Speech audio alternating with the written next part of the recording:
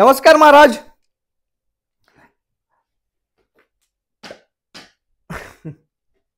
नवीन काय घेऊन आला म्हणजे? नवीनच आहे राजा हो. तुम्हाला असा प्रश्न पडतो का रे कधी? मला पडतो यार की हे 10, 26, 3, 15 आणि हे जे आहे इकडे पाण्यातून ठिबकणे देण्याची खते यांच्यामध्ये फरक काय आहे? काय हे जे आपण ठिबकणे देतो याचे रिपोर्ट जास्त येतात, याचे रिपोर्ट जास्त लवकर दिसतात आणि याचे रिपोर्ट कमी दिसतात. काय जादू आहे याच्यामध्ये दोघांमध्ये? दोघांमध्ये तर नत्र स्फुरत पालस्ट सेमच आहे. याच्यामध्ये समजा 319 आहे, 19 19 19 10 26 26 तसं बघायला गेलं तर याचे जास्त आहे. आता 319 ची बॅग जर आपण चांगल्या कंपनीची घ्यायला गेलो, गांजा मालची नाही हा, चांगल्या कंपनीची घ्यायला गेलो तर 3500 पर्यंत बसते आणि तिकडे 10 26 1500च्या 1800च्या घरात बसतं. 25 किलोची बॅग बसते 3500 रुपयाला आणि 50 किलोची बॅग बसते आपल्याला 1500 रुपयाला. म्हणजे 25 किलोचा काउंटिंगने हिशोब करायला गेलं तर तिकडे 750च्या आसपास जाते. मग यांचे रिपोर्ट कमी का येतात आणि यांचे रिपोर्ट जास्त का येतात? मग माझं डोकं चक्कर खातंय. मी हे वापरायचे का हे वापरायचे, काय करायचं? मित्रांनो, यांचे रेट कमी आहेत म्हणजे याचा अर्थ असा नाही की हे मटेरियल बोगस आहे. हा भरम मधून तुम्ही निघून जा. एक एक एक एक दिवस सबसिड्या कमी होत जात आहेत आणि यांचे भाव यांच्या बरोबर येत जातील. युरियाची बाजारात ज्याच्याकडे शेती नसेल ना राजे हो, बाजारात किंमत आहे, गव्हर्नमेंट परचेस करतं 3200 रुपयाने आणि आपल्याला देतं 266 रुपयाला. सोपं नाही महाराज, तुम्ही पाडून टाकाल सरकार तुम्हाला जर 3200 मध्ये द्यायला लागून गेलं तर. असा विषय आहे. जर आपला मेन मुद्दा होता की यांच्यामध्ये फरक काय आहे आणि मी माझ्या शेतीसाठी मी कसा फायदा करून घेऊ यांचा वाला. मला हे परवडतायत पण यांचा रिपोर्ट येत नाही साला. याचा रिपोर्ट येतो तर हे खिशाला गरम जाता. मग काय करायचं? मग मला एक दिवशी झाड आलं यार माझ्यापाशी. यार म्हणे यांना सांग म्हणे. म्हटलं कोणाला रे? म्हणे ही जी ऐकते म्हणे पब्लिक, यांना सांग म्हणे की मला सर्व अन्नद्रव्य जर घ्यायचे राहिले तर मला सर्व अन्नद्रव्य माझ्या जमिनीचा तुझ्या जमिनीचा पीएच जेव्हा 6 ते 7च्या दरम्यान राहील ना म्हणे, तेव्हा मी सर्व अन्नद्रव्य घेईल आणि एकदम टणटणीत राहील म्हणे, ठणठणीत राहील म्हणे. म्हटलं कस काय रे? म्हणे यार म्हणे तुमच्याकडे भाजी तुम्ही कालवण खाता म्हणे, कोणाकडे कालवण म्हणता, आमच्याकडे कोणाकडे रस्सा म्हणता, तुमच्याकडे तुम्ही खारं खाता का म्हणे? म्हणे नाही, खारं खाल्लं का वाकडं तोंड करता म्हणे तुम्ही. फिकं राहिली भाजी, मीठ कमी राहिलं तरी वाकडं तोंड करता म्हणे आणि तुम्ही उठसूट मला काही देता राव म्हणे. माझा काही जीव आहे का नाही म्हणे. तो बिचाराला लई रडला तो माझ्यापाशी आणि म्हटलं चला यार तुम्हाला सांगून देऊ की बिचाराचे हाल असे आहेत. म्हणजे त्याचं म्हणणं काय माहितीये का, मला खारी भाजीही नको, मला खारं कालवणही नको, खारा रस्साही नको आणि फिका रस्साही नको. मग कसा पाहिजे? जसा मला आवडतो, जसा तुम्हाला आवडतो तसा यालाही 6 ते 7च्या पीएच मध्ये जे अन्नद्रव्य भेटतील ना तेच आवडतात. नाही तर ते घेत नाही मित्रांनो. घेतलं बी तर खूप कमी प्रमाणात घेतो हो. आता काय करायचं? मग आता इथे तुम्हाला पिक्चर क्लिअर होईल राजे हो. आता हे 10 26 26 26 3 15 15 3 16 16 DAP युरिया अजून पोटॅश वगैरे यांचा जो पीएच आहे राजे, हे सरासरी 7च्या पुढे आहेत.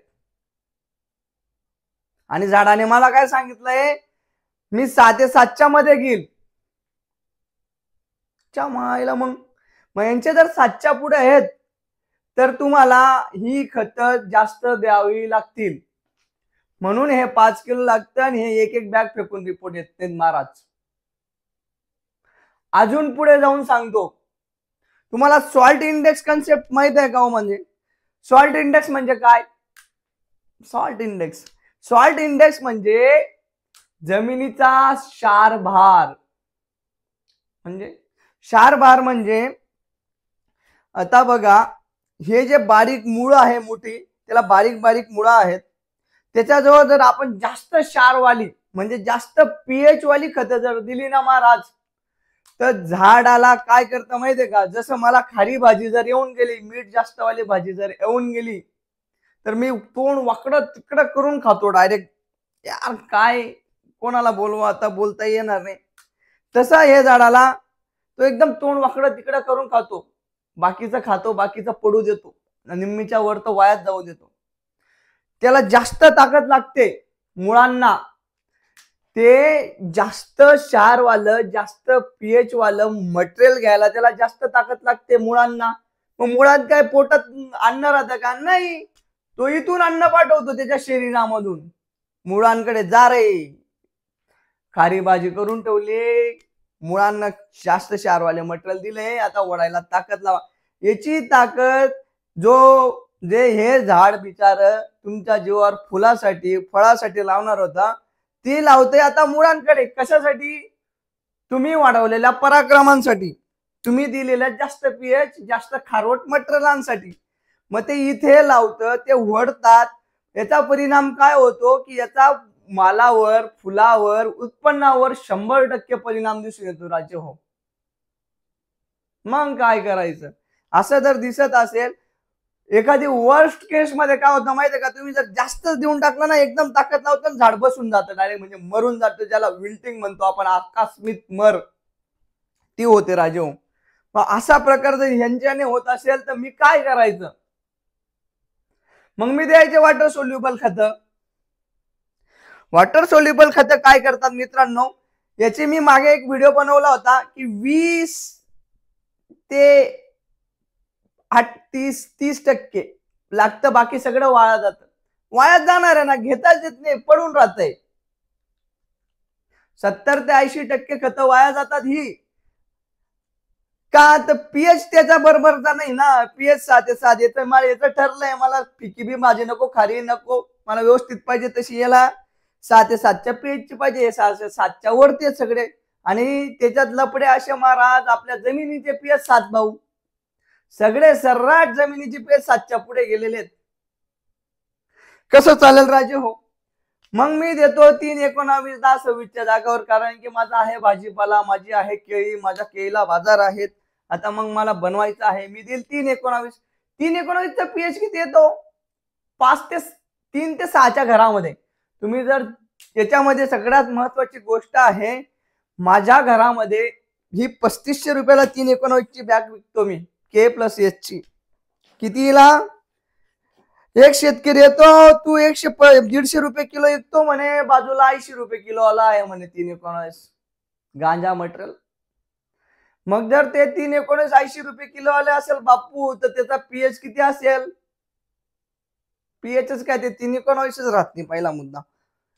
तर ते जास्त पीएच वालं, खराब पीएच वालं घेतलं तर पाय साधारणतः मग हे रिकामा धंदा करायपेक्षा 10-20 पाणी करून सोडणार बाबा 750 मध्ये आणून. कशाला एक बोगस हे घेऊन मनाची समाधानी करतो? काला मॅग्नेशियम सल्फेट घेतो 319च्या बॅग मध्ये. असं आहे. तर मग हे जर मी जेव्हा दिल ना महाराज, 3 पीएच वालं मटेरियल, 3 ते 5 पीएच वालं मटेरियल जेव्हा माझं 319 येत येईल, तर इथे याचा 7 पीएच, याचा 3 ते 5 पीएच, एक सराउंडिंग क्रिएट करतात 6 ते 7 पीएच वाली. इथे जमिनीचा जो पीएच आहे ते 6 ते 7 वर घेऊन येतं.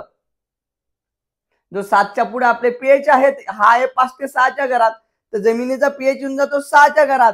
मग हे सगळे अन्नद्रव्य हे जे आहे 12 61 3 19 13 40 13 0 52 34, तुम्ही महाधन कंपनीचं 24-24-0 ऐकलं असेल, त्याचा पीएच कमी. हा, त्याच्यामुळे तिथे एवढे सुपर रिपोर्ट येतात. ते वॉटर सोल्युबल सारखे लोक बिंदास वापरतात.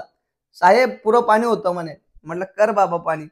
का होईल? त्याचा पीएच कमी आहे राजो, तो यांच्या गटात बसत नाही जरी यांचा भाऊ असला तरी. तर असा विषय आहे. हे सगळे पीएच घेतले जातात, हे कमी पीएच वाले घेतले जातात, आणि परिणामी याला एनर्जी खर्च करावा लागत नाही मुळांनाकडे पाठवायला एक्स्ट्रा. उलट याचा पीएच असल्यामुळे हे सगळं अन्नद्रव्य घेतलं जातं आणि खूप चांगला रिपोर्ट येतो मित्रांनो. तर अशा परिस्थितीमध्ये सगळ्यात महत्वाची गोष्ट आहे माझा खिसा. माझ्या खिशाला बी तर परवडले पाहिजे. तर राजे हो, तुमच्या बापदादाने केलेलं आहे, आपण तर नाही केलेलं, आपल्या पोरांना करावंच लागेल. काय? आपल्या बापदादांनी जमिनीमध्ये पहिले खूप शेणखत टाकलं होतं दादांनो. कुठलंही खत जे कंपोस्ट होईल, त्याच्यामुळे एकच गोष्ट आहे, जर तुम्हाला जमिनीचा पीएच 6 ते 7 ठेवायचा असेल तुम्ही कुठलं केमिकल फॉस्फरिक ऍसिड वापरून कमी कराल तरी उपयोग नाही, आणि दुसरं वापरून वाढवाल जाल तरी उपयोग नाही महाराज.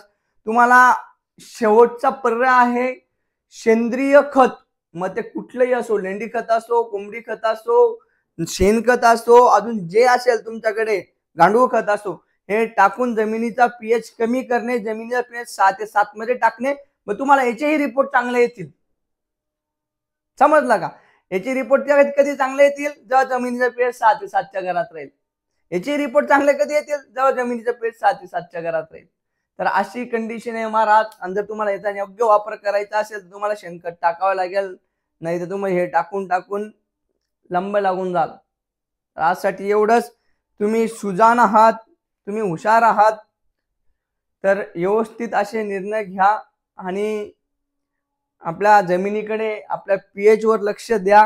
कोणीच लक्ष देत नाही, काहीच नाही. पीएच तर मी तर म्हणतो ना 70% लोकांना पीएच काय भानगड माहित नसेल. तर तसं नाही महाराज, खूप अवघड गोष्ट आहे. तर आजसाठी एवढंच. जय हिंद, जय महाराष्ट्र.